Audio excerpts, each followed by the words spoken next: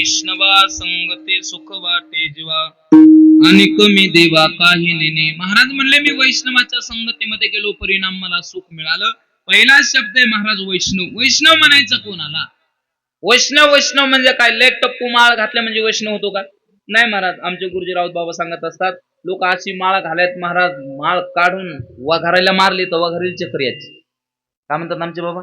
एवढ्या टप्पू माळा लोक घालेले, पण नुसती माळ घातली म्हणजे वैष्णव होत नाही, नुसता गण लावला म्हणजे वैष्णव होत नाही. हे वैष्णवाचं बाह्य लक्षण आहे. वैष्णव म्हणायचं कोणाला महाराज?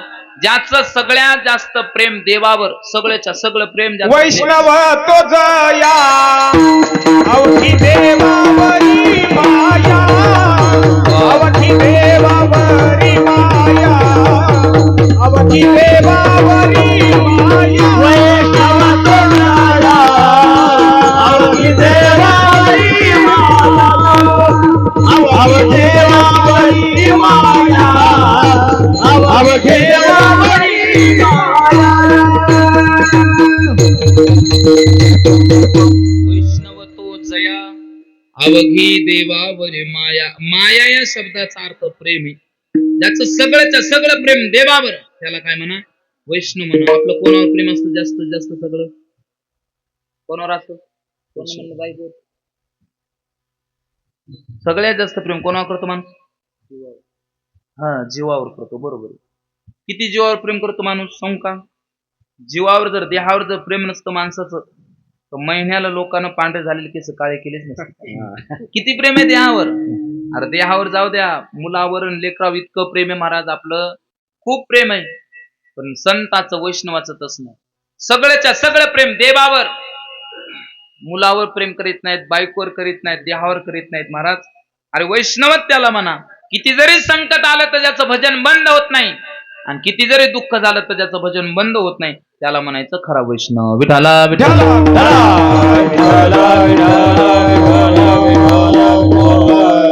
असे वैष्णव महाराज त्या ठिकाणी गोरोबा काका नावाचे संत. पायाखाली माती घ्यायचे, हातामध्ये चिपळ्या घ्यायचे आणि भजन करायचे. काय गोड भजन होतं गोरोबा काकाचं. विठ्ठल माझा मी विठ्ठलाचा, विठ्ठल माझा मी विठ्ठलाचा. हे गोरोबा काकाचं भजन. आपलं भजन सांग का? बायको माझी, लेकर माझी, मी लेकराचा. आपलंय. पण गोरोबा काका तसं नव्हतं. डोळे बंद करायचे आणि बंद करून महाराज म्हणायचे, देवा मी माझ्या देहानं कोणतंही काम करू दे, परंतु माझ्या मुखामध्ये तुझं नाव असलं पाहिजे. चित्ती तुझे रूप डोळा, मुखाचे ध्यान. अरे देवा माझ्या चित्तामध्ये तुझं रूप असलं पाहिजे, मुखामध्ये तुझं नाव असलं पाहिजे. महाराज वेळोवेळा म्हणले, तुझे रूप चित्ती राहो, मुखी तुझे नाम, देह प्रपंचाचा दास, सुखे करो काम, सुखे करो काम. देह करी जो जो काही, नित्यविहित कर्म, सदाचार नीती मुनी, वेगळा न धर्म. तुला ठबामे गामे हाच एक नेम, देह प्रपंचाचा दास, सुखे करो काम, सुखे करो काम.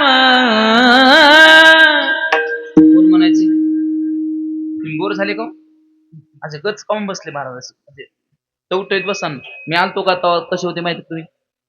कमळाच्या फुलासारखे. आता सूर्यपूर व्हायला लागले. विठाला विठाला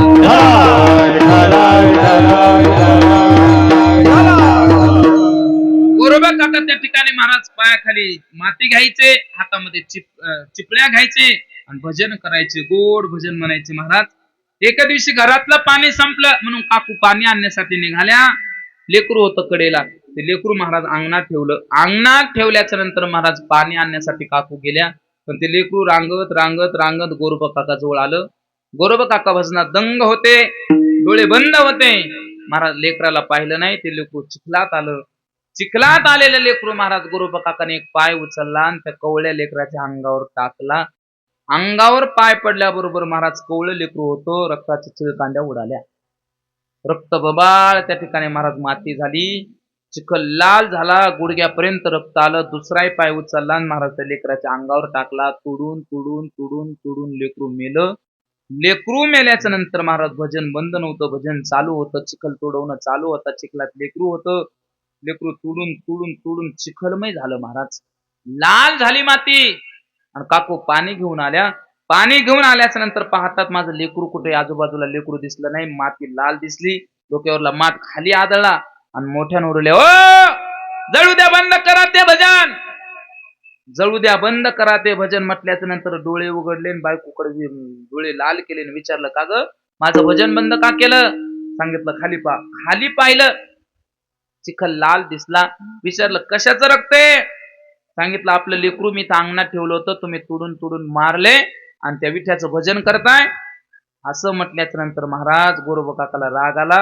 घरामध्ये गेले, चाक फिरवायची काठी होती, बायकोला उत्तर दिला, ग वेडे, हे लेकरू मेलंय, हे त्याचं प्रारब्ध आहे, त्याचं मरण इथंच होतं, सटवीनं त्याचं मरण इथंच लिहिलं होतं, त्याला इथंच मरायचं होतं, पण तू माझं भजन बंद का केलं?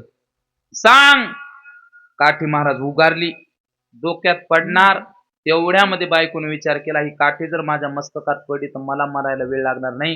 सांगितलं, खबरदार, तुम्ही जर माझ्या अंगाला हात लावसाल ना, तुम्हाला त्या विठ्ठलाची शपथ आहे. महाराज काठी तर फेकून दिली, पण संसार सुद्धा केला नाही. दिले संसाराशी पाल. पुन्हा डोळे बंद केले, भजन करायला सुरुवात केली. म्हणून म्हणतात ना, नवलाची गोष्ट ऐक सके बाई, कुंभाराने बाळ तुडवेले पाय, हसत खेळत बोबडे बोलत तुडविले बाळ, याची शुद्धी नाही. लेकरू तुडवलं महाराज, लेकरू मेलं तरी भजन बंद नाही झालं. याला म्हणायचं महाराज वैष्णव, याला म्हणायचं निष्ठा. थोडा विकू दे याला. याला म्हणायचं काय? वैष्णव म्हणायचं महाराज. वारकरी संप्रदायामध्ये निष्ठा असणं फार महत्वाची आहे. कोरोनाच्या काळात बरेच माळकरी लोक दवाखान्यात गेली. डॉक्टर सांगायचे, तुम्ही पॉझिटिव्ह आलात, तुम्हाला ते ढवळे बटाटे खावं लागते. कोणते बटाटे? ढवळे बटाटे खावं लागते. लोकांना दनात दन माळी तोडल्या आणि दनात दन ते ढवळे बटाटे खाल्ले. विठाला विठाला.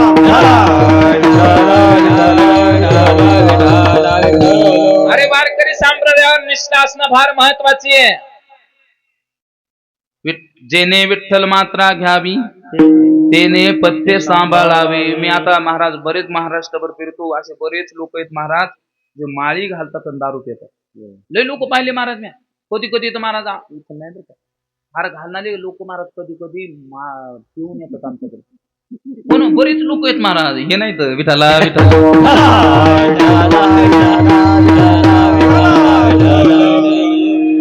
असे लोक इकडे आले की लोक म्हणतात, महाराज तुमचे माळकरी बिघडले. काय म्हणतात? माळकरी बिघडले. मी म्हणतो माळकरी बिघडले नाही, बिघडलेले आमचे माळकरी आहेत. झाला विठाला.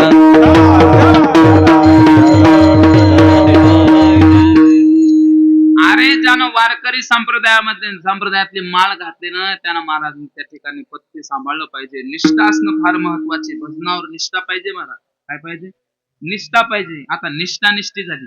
देवावर निष्ठा नाही आपली. वार बदलला की देव बदलायला. ते बघा आता महादेव महाराज सोमवारी महादेवालाच चाललेत लोक. 12 वाजता जातात म्हणजे पारस महादेव पूजायचं. असं लेलेक्ष असतात कुठं? कुठंच नाही महाराज. ते प्रदीप महाराज मित्रा सांगतात, एक लोटा जल सब समस्या कहा. आमचे संत वेडे होते काय? किती अंधश्रद्धेचे महाराज प्रमाण येत होते त्याच्यावर. असं काही नसतं महाराज. फक्त अंतकरणामध्ये प्रेम पाहिजे, भाव पाहिजे. भावने ना त्या ठिकाणी भजन केलं ना, मग देव इच्छा पूर्ण करीत असतो. विठाला विठाला.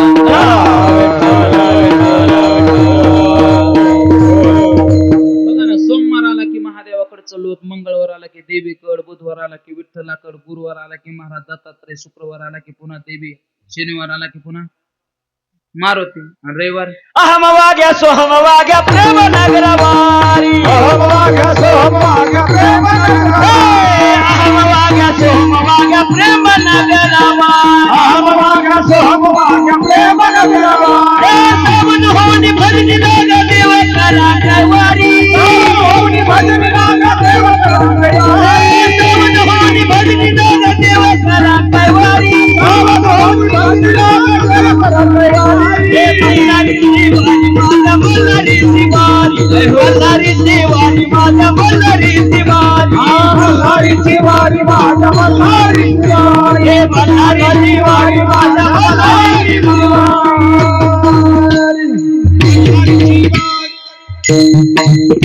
असं रविवार आला की खंडोबा चलू ज्ञानोबरायन महाराज ज्ञानेश्वरी ओवीच लिहिली आईसा अखंड भजन करी उगान राही क्षणभरी. आपलं भजन रोज चालू आहे, क्षणाक्षणाला चालू आहे, परंतु महाराज आपल्याला फायदा नाही का? आपले निष्ठा नाही महाराज. 18 भार वनस्पती फळे फुले वळते 22 पोखरणी नगदे गंगा वाहती ज्या घरी कुल स्त्रिया राज्य राणे व संपत्ती हे सुख सांडोनी या कासया योग सेवेती. कुठं म्हणायची मधला समाज धोका देत असताना महिला मंडळ धोका देतात तुम्ही? धोका द्यायचं काम तुमच्याकडेच आहे का गेले यायच्याकडे? नाही, सगळे काम आले म्हणून म्हणलं अजून आहे तुमच्याकडे. काय त्या पूर्वीच्या महिला महाराज अंगाई गीत म्हणायच्या, किती गोड म्हणायचे, किती गोड म्हणायचे. उठी पुत्रा जाय बाळा तू तीर्थे रे हिंड साध्वानी संत जन तेथे असते वो दंड. कोण म्हणायच्या? पूर्वीच्या महिला. या मधल्या महिलांना थोडा पॅटर्न बदलला बघा. लिंबुनीच्या झाडा मागे चंद्र झोपला ग बाई आज माझ्या पाडसाला झोप का गयत नाही. हे जरा बरं होतं, पण ते आता तिसरंच निघलंय. आता काहीच म्हणत नाही, 2च शब्द म्हणतात, यू यू यू आणि हाड हाड हाड. त्याच्यापेक्षा दुसरं काही येत नाही महाराज. पण ती मधला असा माता बाळाला पुत्राला त्या पाळण्यात टाकायची आणि झोका देत असताना उपदेश करायचे, बाळा तू मोठा होशील, मोठा झाल्याच्या नंतर पैसा कमवशील, पैशामध्ये तुला सुख मिळेल अशी तुला धारणा असेल ना, तरी चुकीचं बघ, तुझी फजिती होईल. कशी होईल? मग दृष्टांत दिला. सांगितलं बाळा 2 मधमाशा असतात, त्या मधमाशा सकाळपासून संध्याकाळपर्यंत नुसता मध जमा करण्याचं काम करतात. मध जमा करून त्या ठिकाणी महाराज पोळीमध्ये आणून टाकतात. बरेच दिवस झाले, बरेच दिवसाच्या नंतर त्याचा कांदा तयार झाला. आमच्या इकडे कांदा म्हणतात, इकडे कांदाच म्हणतात. भागाभागात वेगवेगळी नाव असतात. तिकडे नांदेड भागात त्याला गड्डा म्हणतात, कुठं कुठं त्याला गरा म्हणतात, आपल्या इकडे कांदा म्हणतात, कुठं मूळ म्हणतात.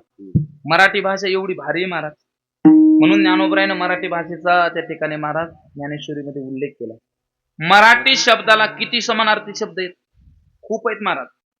आता खूप या शब्दाला किती अर्थ आहेत? समानार्थी. खूप म्हणजे काय? जास्त, जास्त म्हणजे भरपूर, भरपूर म्हणजे पुष्कळ, पुष्कळ, पुष्कळ म्हणजे बक्कळ, बक्कळ म्हणजे अनंत, बक्कळ म्हणजे चिक्कार, मोकार. हे सगळे शब्द समानार्थी आहेत महाराज. कशातले? मराठीतले. एखादा इंग्लिश मधला दाखवा बरं. नाही महाराज, लोकाला तेच लय आवडायले. आता बघा, लहान लहान इतकुलेच लेकर लोक ते इंग्लिश शाळेमध्ये टाकले, परिणाम मराठी शाळा बंद पडायला. काय व्हायले? मराठी शाळा बंद पडायल्या. अरे मराठी शाळा बंद पडली नाही पाहिजे. ज्या दिवशी तुमची मराठी शाळा बंद पडेल ना, त्या दिवशी गोरगरिबाच्या लेकराचं शिक्षण बंद होईल. ध्यानात ठेवा. ज्या दिवशी एसटी महामंडळ बंद होईल आणि ज्या दिवशी महाराज त्या ठिकाणी झडपी शाळा म्हणजे जिल्हा परिषद शाळा बंद होतील ना, त्या दिवशी सर्वसामान्य लोकांचं जीवन जगणंच महाराज शक्य होणार नाही. अहो 3 वर्षाच्या लेकराला 30-30 हजार रुपये भरावं लागतात. कुठं? नरसिंहला. विठाला विठाला. लोकांना तीच आवडाले. ज्ञानोबराय म्हणतात मराठी भाषा कशी आहे? माझ्या मराठीची बोलू कौतुके परी अमृताते पैजा जिंकी आईसे अक्षर रसिके मिळविन. जाऊ द्या, तू कांदा तयार झाला आणि कांदा तयार होता होता होता एक मात्र तिच्या डोक्यामध्ये सहज प्रश्न निर्माण झाला की आपण निस्ताच कांदा जमा करायला होतो, तो खाल्लाच नाही. तिनं सहज दुसऱ्याला विचारलं, का ग बाई हे निस्ताच जमा करायला होतं आपण, हे खाल्लंच नाही, मग हे कधी खायचं? मधमाशी म्हणते जाऊ दे ना, जोपर्यंत हातपाय चालतात तोपर्यंत कमवून घेऊ, हातपाय चालायचे बंद पडले की मस्त कांदाच खातो रे. कोण म्हणते? मधमाशी ध्यानात ठेवा. ते बरेच दिवस होतो महाराज. काय होतो, एक वाटसरू येतो, वाटसरू आल्याच्या नंतर तो कांदा पाहतो, गौरी आणतो, गौरी पेटवतो, गौरीचा धूर करतो आणि अख्ख्या मधमाशा आंधळा करतो आणि सगळाच कांदा घेऊन जातो. मी त्या मधमाशा सांगणं, अशा बऱ्याच मधमाशा इथे बसल्या. सकाळपासून संध्याकाळपर्यंत शेतामध्ये राब राब राब राब राब राब कामं करतात. न राहून एका मधमाशीच्या डोक्यामध्ये प्रश्न निर्माण झाला. तिने विचार केला, गावामध्ये मस्त सुंदर अशी भागवत कथा चालू. काय चालू? भागवत कथा चालू आहे. आणि तिनं सहज दुसरीला विचारलं, का ग चंद्रकला अक्का, आहे की ते एखादी? नाही ना, बरं झालं. विठाला विठाला जवळच पेटला असतं की नाही. म्हणले, अगं चंद्रकला अक्का, सकाळपासून संध्याकाळपर्यंत आपण शेतामध्ये राब राब राब राब राब राब राब राब काम करायलो. गावामध्ये श्रीमद भागवत कथा आहे दीदींची, कथा ऐकायला जायचं नाही का? ती म्हणते, जाऊ दे ना, आपलं कुठं वय कथा ऐकायचंय. जोपर्यंत हातपाय चालतात तोपर्यंत कमवून घेऊ. हातपाय चालायचे बंद पडले की मस्त सुनाच्या जीवावर कथाच ऐकत फिरू. कोणाच्या जीवावर? सुन येते तशी येत नाही, गौरी आणते, गौरी पेटवती, गौरीचा धूर करते, हिला आंधळ करते, सगळाच कांदा घेऊन जाते. आणि मी सांग ना, ज्ञानोबराय सांगतात, सांडी सांडी रे बाळा, सांडी संसार चंदू, मासिया महुळ रे, कैसा रसियला कंदू, झोडून आणखी नेला कया फुकटचे वेदू. जसा कांदा महूळ ते गरम महाराज हुलून नेल्याच्या नंतर, झोडून नेल्याच्या नंतर मधमाशाला जेवढं दुःख होतं तेवढंच दुःख आपला पैसा दुसऱ्याच्या हातामध्ये गेल्याच्या नंतर होऊ शकतं. म्हणून माणसानं पैशाच्या मागे जाऊ नये. त्या पैशामध्ये सुख सुद्धा नाही महाराज, सुख नाही त्या पैशामध्ये. जगाच्या पाठीवर दोनच ठिकाणी सुख आहे, एक तर देवाजवळ, नाही तर संताकडं. तुकाराम महाराज एकदा मंदिरामध्ये गेले. मंदिरात गेल्याच्या नंतर भगवान परमात्म्याने प्रश्न विचारला, का हो तुकाराम महाराज, मला तुमच्या चेहऱ्यावरती सुख दिसाले, समाधान दिसाले, कशाच आहे? महाराजांनी सांगितलं, अभंगाच्या पहिल्या चरणात. वैष्णवा संगती सुखवाते देवा, वैष्णवा संगती सुखवाते